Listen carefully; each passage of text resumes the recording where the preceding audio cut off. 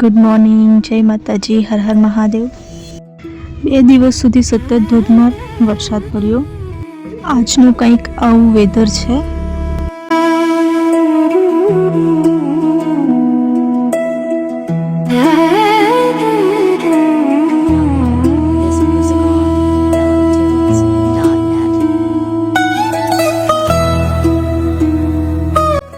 તો ફ્રેન્ડ્સ, આજે મને વડાપાઉં ખાવાની ખૂબ જ ઈચ્છા થઈ રહી છે, તે પણ મુંબઈ સ્ટાઇલ।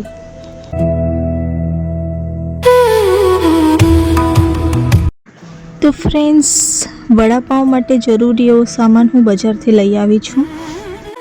તો ચાલો બનાવવાનું શરૂ કરીએ। તો મીડિયમ સાઇઝના બટાકા લઈ પાણીમાં ધોઈ લઈએ। જરૂરિયાત મુજબ પાણી અને મીઠું નાખી બટાકાને બાફમાં મૂકીશું।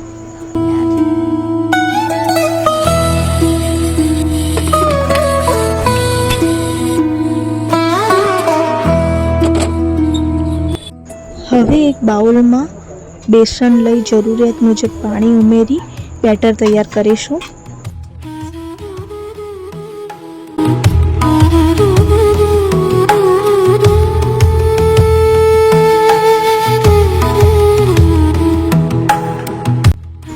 બેટરમાં સ્વાદ અનુસાર મીઠું અને હળદર નાખી મિક્સ કરી લઈશું। હવે સૂકી ચટણી બનાવીશું।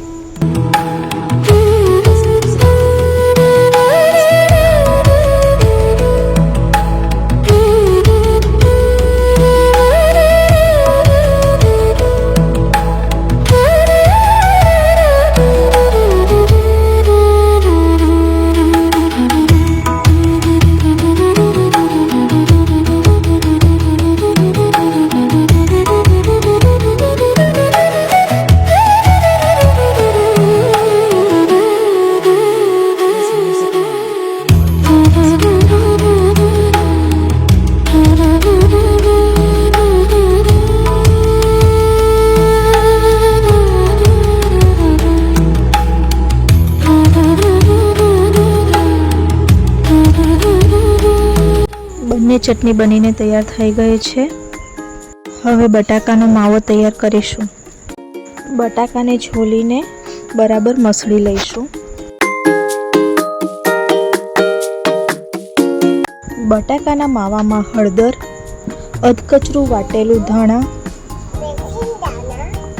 આદુ લસણ મરચાંની પેસ્ટ, સમારેલો લીલો ધાણો, રાઈ જીરું અજમાનો વઘાર કરીશું। સ્વાદ અનુસાર મીઠું નાખી બરાબર બધું મિક્સ કરી લઈશું।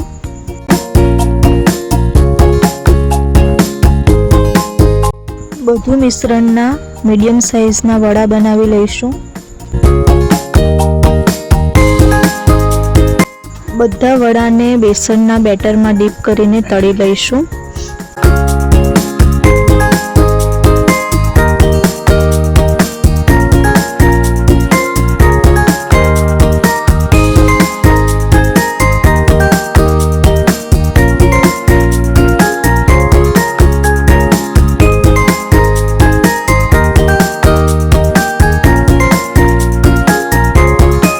વડા તળાઈ જાય એટલે મરચાંમાં કટ લગાવીને તે પણ તળી લઈશું।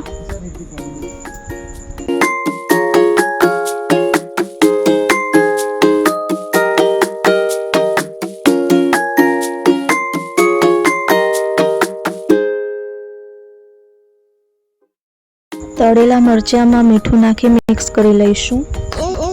તો મિત્રો, ફાઇનલી ટેસ્ટી અને સ્પાઇસી ગરમા ગરમ વડાપાઉં બનીને તૈયાર થઈ ગયા છે। તો તમે પણ આ રીતે વડાપાઉં ઘરે જરૂરથી બનાવજો અને મારી આ રેસીપી તમને કેવી લાગી કમેન્ટમાં જરૂરથી લખજો। વિડીયો પસંદ આવ્યો હોય તો લાઈક અને શેર કરજો અને આઈડીને ફોલો કરી લેજો। યુટ્યુબ પર આ વિડીયો જોતા હોય તો ચેનલને સબસ્ક્રાઈબ કરી લેજો। મળીશું નવા વિડીયોમાં। જય માતાજી, હર હર મહાદેવ।